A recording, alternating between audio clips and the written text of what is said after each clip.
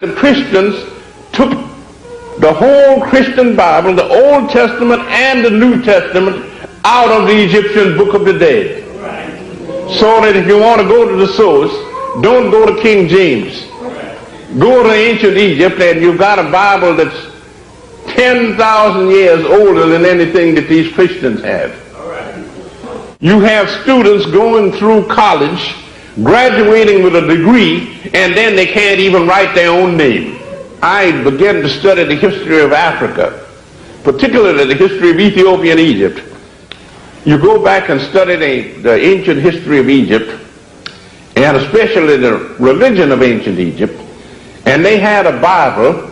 I have a good English translation of it in 3 volumes in one, called The Theban Recension of the Book of the Dead.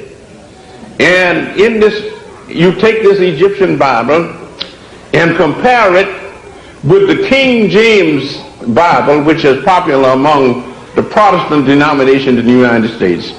And you study the Egyptian Bible and you study the Christian Bible. The Egyptian Bible goes back 10,000 years. The King James Bible only goes back about 300 years. And then you study these 2 books and compare them, and you find out that the Christians took the whole Christian Bible, the Old Testament and the New Testament, out of the Egyptian Book of the Dead. So that if you want to go to the source, don't go to King James. Go to ancient Egypt and you've got a Bible that's 10,000 years older than anything that these Christians have.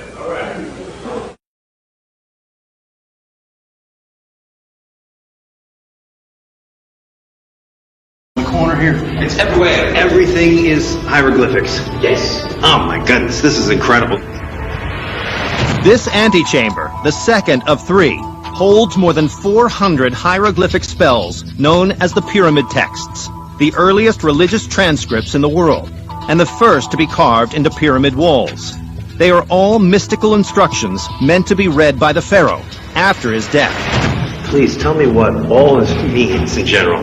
Actually, this is like a magical spells to help with the soul, to help with the gain in afterlife. Magical spells to help the soul to be resurrected again, because the pharaohs were believing the soul will go away. Yes. And we're living between the northern stars, and the soul have to come back again to recognize the body. So there is many, bad gods will stop the soul to come back again. It's like a fight or a conflict between good gods and the bad gods. Right. So this magical spells will help the soul to come back again.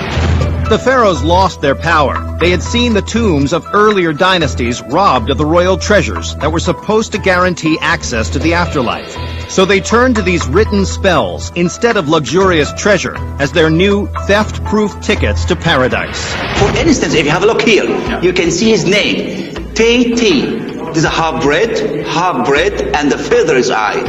And the name was written in a circle. Why? Because the circle means endless, continuous.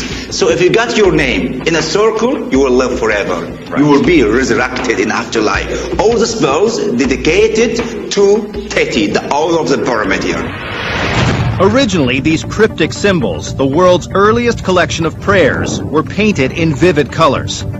But over 2,000 years, trace amounts of humidity in the desert air ate away at the paint.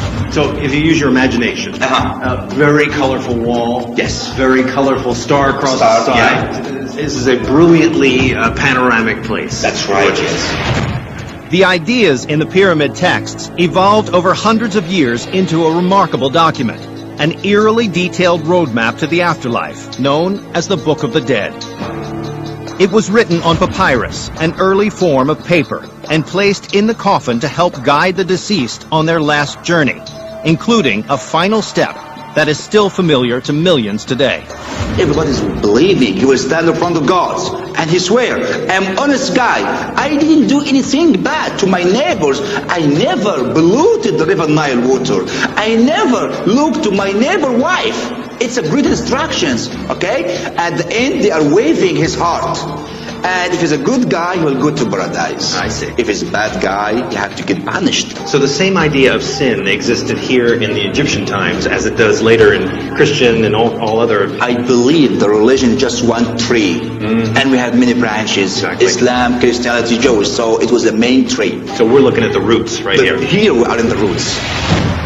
King Titi's body was stolen long ago, but his instructions to heaven remain in perfect condition. These ancient carvings are the oldest known form of religious writing. The Greek myths, the Bible, the Quran, all began here. You're really looking at the history of writing here as well. Yes. That's the earliest form of human writing. Yes. To understand the real difference between the step pyramid and this man's pyramid, the Teddy pyramid, you really have to look at the wall. I mean, all these magical spells, the priorities had changed, a different time entirely. This is not big, bold engineering like the step pyramid.